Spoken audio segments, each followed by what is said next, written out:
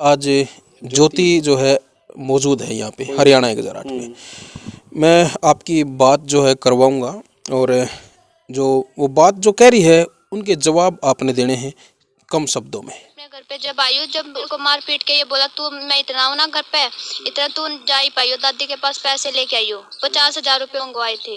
फिर कह रहा दोबारा लेके आ, मैंने अपनी जमानत करवानी है, वकील को देने हैं, तू पैसे लेके आ 50,000। दूसरी बात ये कहती है खर्चा इसकी दादी ने दिया 4 साल से।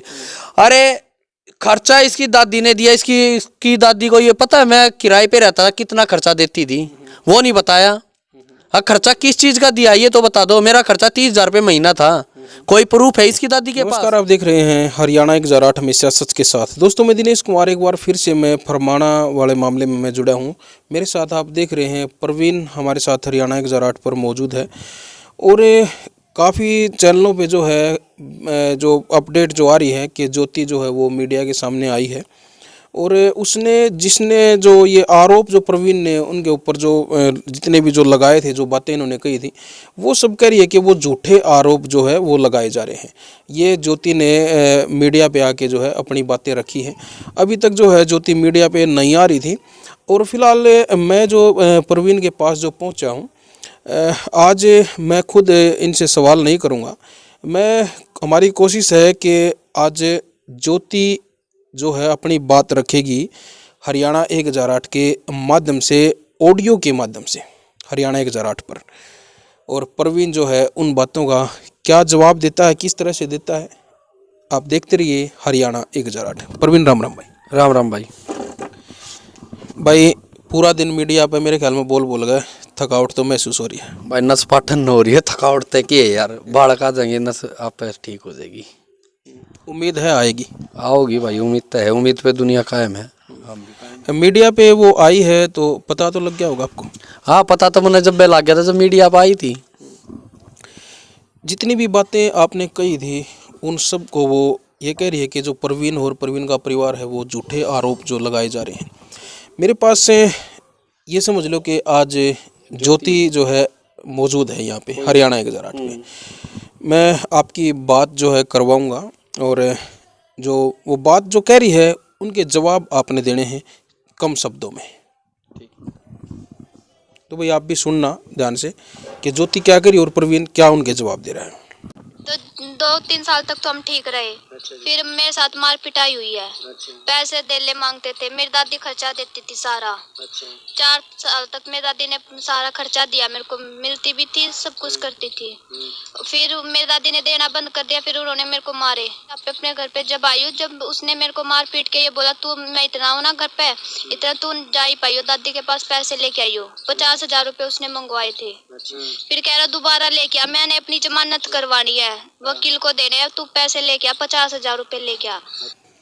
प्रवीण देखिए, ज्योति जो कह रही है सुन लिया होगा आपने कि पैसे जो है आप उनसे मांग रहे थे। शादी के जो है कुछ दिन तक जो है आप ठीक ठाक रहे हो, उसके बाद आपने पैसों को लेके उसके साथ मार पिटाई शुरू कर दी है।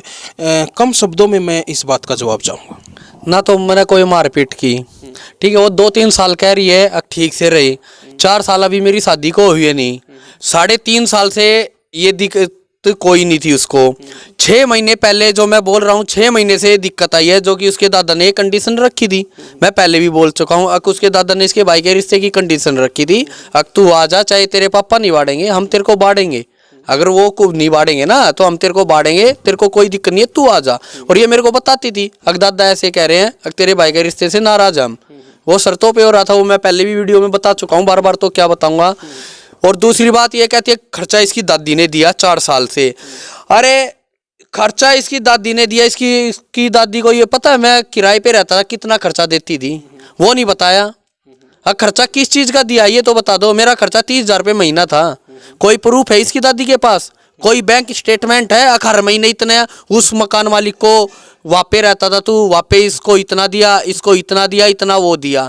कोई है प्रूफ इनके पास? जो ये झूठ मूठ के एलिगेशन लगा रहे हैं, और वो उन चीज़ों का मैं प्रूफ दे चुका हूँ। जो दूसरी बात ये कह रही थी एक मार पिटाई करता है, मैंने पैसे मंगाए। अरे मैं पैसे क्यों मंगाऊंगा? मैंने 3 साल थी। देखिए इस बात का जो है जवाब आपने दे दिया, मैं पहले भी कह चुका हूँ। आप बिल्कुल एक आराम से, बिल्कुल आराम से आप सवालों के जवाब दीजिए।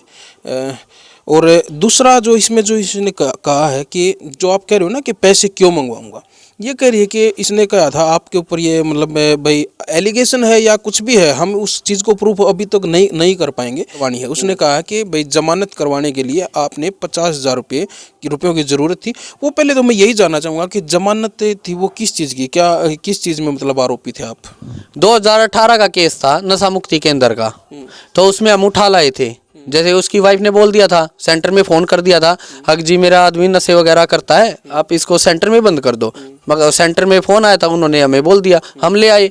उनके घर वालों ने अपहरण का केस लगवा दिया, कोई बात नहीं। और दूसरी बात वो कह रही है 50,000 रुपये, अरे मेरी तो 10,000 रुपये में जमानत हुई है, 16 तारीख ने थी। रीजन यही था उसका जाने का। उनको कहा था या नहीं कहा, आपको पैसों की जरूरत थी या नहीं थी उस टाइम? नहीं, मन ने क्या की जरूरत थी, जब मैं अपने 10,000 रुपये, मेरे में इतनी हिम्मत नहीं है, मैं 3.5 साल तक अपना सारा भुगतान लग रहा हूँ। 3.5 साल में मेरी बेजमानत हुई है।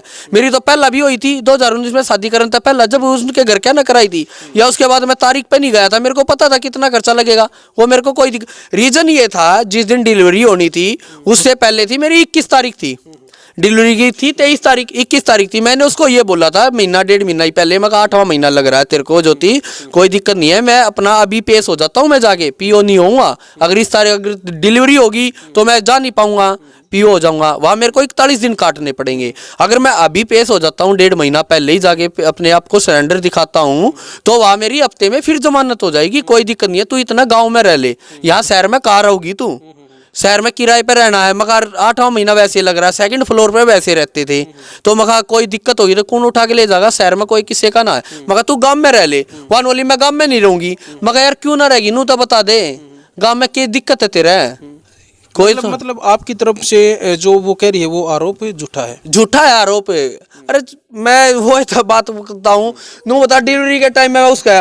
और दूसरी बात खर्चे की रहेगी, मैं हर चीज में अपनी पॉलिसी करा रहा हूँ, उसमें मेरी वाइफ भी कवर है, मेरी बच्ची भी और मैं भी। 30 अप्रैल को मैंने वो पॉलिसी कराई है।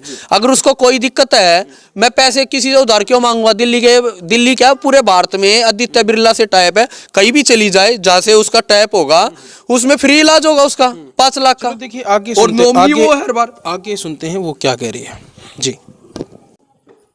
भाई मेरी दादी के पास नहीं थे उस टाइम पे, मेरी दादी ने नहीं दिए। इस बात पे उसने मेरे को मारा पीटा, घर से निकाल ली। मैं नहीं चल रहा था भाई दिल्ली इलाज मेरा यहाँ पे आने के बाद इलाज चलाया मुख्य हॉस्पिटल में। नहीं भाई।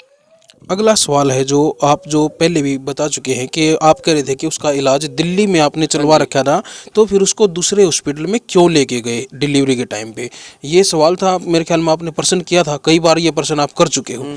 तो वो कह रही है कि दिल्ली के किसी भी हॉस्पिटल में कोई इलाज जो है नहीं चल रहा था। इस बारे में आप क्या कहना चाहेंगे? उसका मैंने कागज अभी पहले वीडियो जो बनी थी अभी आए थे उनमें मैंने दिखा दिया, एक्सरा भी दिखा दिया, जिस महीने में इलाज जिस दिल्ली हॉस्पिटल से है, दिल्ली नर्सिंग होम, वहाँ से में जो मैंने उसको दवाइयाँ दिलवाई थी वो प्रूफ है मेरे पास। उसके कहने से थोड़ी ना है, अरे मैं तो प्रूफ दिखा रहा हूँ, मैंने प्रूफ दिखा भी दिया वीडियो में। आप उसकी इस बात को भी आप जो है झूठी साबित कर रहे हैं? झूठी अपने आप दिख रही है लोगों को, जब मैं प्रूफ दिखा रहा हूँ उनको, मैंने पहली वीडियो में दिखा दिए सारे डॉक्यूमेंट्स। अगर मैं झूठा होता तो मैं डॉक्यूमेंट्स खाते होते मेरे पास। आगे सुनते हैं ज्योति क्या कह रही है। दिल्ली इलाज कुछ भी नहीं था मेरा।